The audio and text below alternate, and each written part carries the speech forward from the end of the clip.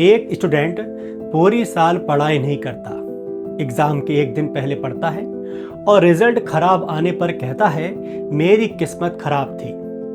दूसरा स्टूडेंट महीनों तक कंसिस्टेंसी से पढ़ता है, प्रैक्टिस करता है, मिस्टेक से सुधारता है और अच्छे मार्क्स आने पर लोग कहते हैं इसकी किस्मत अच्छी थी। लेकिन क्या हर परिणाम सिर्फ लक है या फिर इफेक्ट के पीछे कोई ना कोई कॉज भी होता है?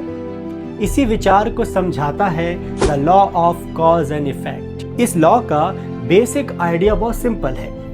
Every cause has an effect and every effect has causes, यानी हमारे एक्शंस के कॉन्सिक्वेंसेस होते हैं। आप एक पत्थर पानी में फेंकते हैं, वेव्स बनती हैं। आप पौधे को पानी देना बंद कर देते हैं और कुछ समय बाद वह सूखने लगता है। आप रोज एक्सरसाइज करते हैं और समय के साथ साथ बॉडी में चेंजेस आते हैं। कॉज पहले आता है, इफेक्ट उसके बाद दिखाई देता है। लेकिन लाइफ में यह हमेशा इतना सिंपल नहीं होता। कई बार कॉज आज होता है और इफेक्ट महीनों या वर्षों के बाद दिखाई देता है। एक स्टूडेंट रोज सिर्फ 30 मिनट्स एक्स्ट्रा पढ़ता है, एक दिन में कोई बड़ा डिफरेंस नहीं दिखाई देता, एक वीक में भी शायद नहीं।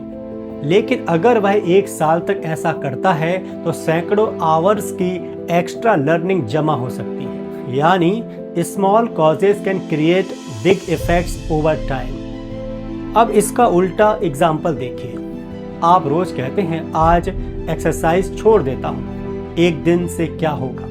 सच है, एक दिन से शायद कुछ नहीं होगा, लेकिन अगर एक दिन धीरे धीरे डेली हैबिट बन जाए तो उसका इफेक्ट कुछ महीनों के बाद दिखाई देने लगता है। यानी कई बार हमें रिजल्ट अचानक दिखाई देता है, लेकिन उसका कॉज बहुत पहले शुरू हो चुका होता है। एक पेड़ को देखिए, आज वह बहुत बड़ा दिखाई देता है, लेकिन उसकी शुरुआत एक छोटे सीड से हुई थी। इसी तरह हमारी लाइफ के बड़े बड़े रिजल्ट्स की शुरुआत भी छोटे डिसीजन से होती है। One decision becomes an action, repeated action becomes a habit, habit influences character and character influences the direction of life। अब इसे ह्यूमन रिलेशनशिप में समझिए। मान लीजिए आप किसी ऑफिस या क्लासरूम में जाते हैं और हर व्यक्ति से रिस्पेक्ट से बात करते हैं, लोगों की बात सुनते हैं, आवश्यकता पड़ने पर हेल्प करते हैं। क्या गारंटी है कि हर व्यक्ति आपको रिस्पेक्ट देगा? नहीं, लेकिन आपके बिहेवियर से एक एनवायरनमेंट बनने की संभावना अवश्य बढ़ती है जिसमें ट्रस्ट और कोऑपरेशन डेवलप हो सकता है। इसके विपरीत अगर आप हर समय लोगों की इंसल्ट करते हैं, क्रिटिसाइज करते हैं और अग्रेसिव रहते हैं तो उसका इफेक्ट संबंधों पर पड़ सकता है। यानी हमारे एक्शंस केवल हमारी लाइफ को प्रभावित नहीं करते, वे दूसरे लोगों की लाइफ को भी प्रभावित कर सकते हैं। एक सिंपल एग्जांपल सोचिए। आप सुबह घर से निकलते समय किसी से बहुत बुरी तरीके से बात करते हैं, उसका मूड खराब हो जाता है। वह ऑफिस पहुंचकर किसी दूसरे साथी पर गुस्सा करता है, वह दूसरा साथी घर जाकर चिड़चिड़ा रहता है। एक छोटा एक्शन कई लोगों तक पहुंच गया, लेकिन यही चेन पॉजिटिव भी हो सकती है। आप किसी परेशान व्यक्ति की जेन्युइन हेल्प करते हैं, उसका दिन बेहतर होता है, वह आगे किसी और की हेल्प करता है। इसे हम रिपल इफेक्ट या चेन रिएक्शन की तरह समझ सकते हैं। यही कारण है कि कॉज एंड इफेक्ट का कनेक्शन लॉ ऑफ वननेस से भी दिखाई देता है, क्योंकि हम एक दूसरे से जुड़े हुए सिस्टम्स का हिस्सा हैं। अब थॉट्स की बात करते हैं। यह कहना कि केवल सोचने से बाहरी घटनाएं अपने आप पैदा हो जाती हैं बहुत सिंपलिस्टिक होगा, लेकिन हमारे थॉट्स हमारे बिहेवियर पर अवश्य प्रभाव डाल सकते हैं। मान लीजिए आपका थॉट है मैं यह नहीं कर सकता। यह थॉट फियर पैदा करता है। फियर आपको कोशिश करने से रोक सकता है। कोशिश नहीं करेंगे तो स्किल डेवलप नहीं होगी और आखिर में रिजल्ट आपके शुरुआती बिलीफ को सही साबित करता हुआ दिखाई देगा। अब थॉट बदलता है, मुझे अभी नहीं आता लेकिन मैं सीख सकता हूँ। यह थॉट आपको प्रैक्टिस की ओर ले जाता है। प्रैक्टिस स्किल बढ़ाती है, स्किल कॉन्फिडेंस बढ़ाती है और कॉन्फिडेंस आपको नए अवसर लेने में मदद करता है। इस चेन को समझिए। Thought, emotion, action, habit and result. Thought, emotion, action, habit and result. यानी थॉट हमेशा सीधे रिजल्ट नहीं बनाता, लेकिन वह उस चेन का एक महत्वपूर्ण कॉज हो सकता है जो रिजल्ट तक पहुंचती है। अब मैनिफेस्टेशन के कॉन्टेक्स्ट में इस लॉ को समझिए। आप कहते हैं मुझे सक्सेसफुल होना है, तो क्वेश्चन यह है आप इनपुट क्या दे रहे हैं। अगर इनपुट है no learning, no discipline, no practice, no action, तो केवल डिजायर्ड आउटकम की कल्पना पर्याप्त नहीं होगी। अगर इनपुट है learning, consistency, smart work, patience और इम्प्रूवमेंट, तो आपने डिजायर्ड रिजल्ट की संभावना बढ़ाने वाले कॉजेस पैदा किए हैं। यानी सिंपल लैंग्वेज में what you put in influences what you get out.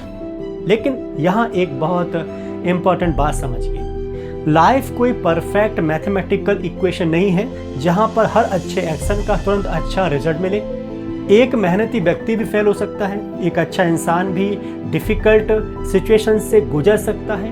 कभी luck, timing, society, health, economy और दूसरे लोगों के निर्णय भी परिणाम को प्रभावित करते हैं। इसलिए law of cause and effect का मतलब यह नहीं है कि आपके साथ जो कुछ भी हुआ है वह केवल आपकी वजह से हुआ है, बल्कि इसका प्रैक्टिकल लेसन है जहां आपका कंट्रोल है वहां बेटर कॉजेज क्रिएट कीजिए। अगर बेहतर स्वास्थ्य चाहिए, हेल्दी हैबिट्स का कॉज बनाइए।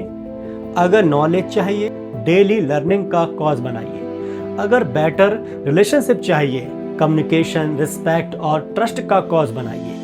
अगर करियर ग्रोथ चाहिए, स्किल्स और कंसिस्टेंसी का कॉज बनाइए। रिजल्ट पर हमारा कंप्लीट कंट्रोल नहीं होता, लेकिन इनपुट्स पर हमारा कंट्रोल अक्सर ज़्यादा होता है।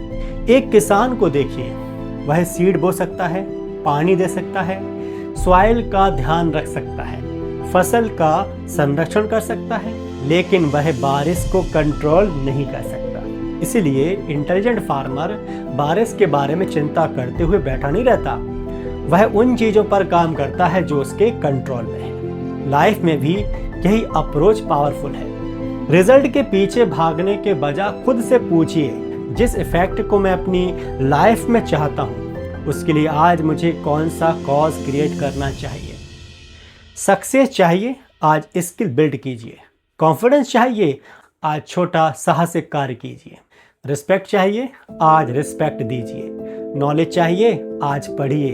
चेंज चाहिए, आज कुछ बदलाव कीजिए। यही इसका connection law of inspired action से भी है। इंस्पायर्ड एक्शन कहता है move towards what you want. Cause and effect कहता है remember your actions have consequences.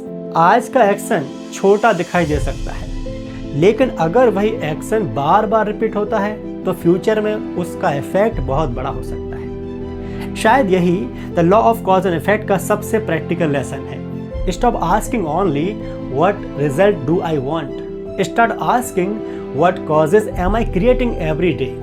क्योंकि फ्यूचर अचानक नहीं बनता, वह आज के छोटे छोटे निर्णयों से बनता है। याद रखिए, every action creates a ripple, every choice has a consequence, every cause can produce an effect. इसीलिए अपनी लाइफ में जिस इफेक्ट को देखना चाहते हैं, आज से उसके कॉजेज क्रिएट करना शुरू कीजिए। That is the law of cause and effect.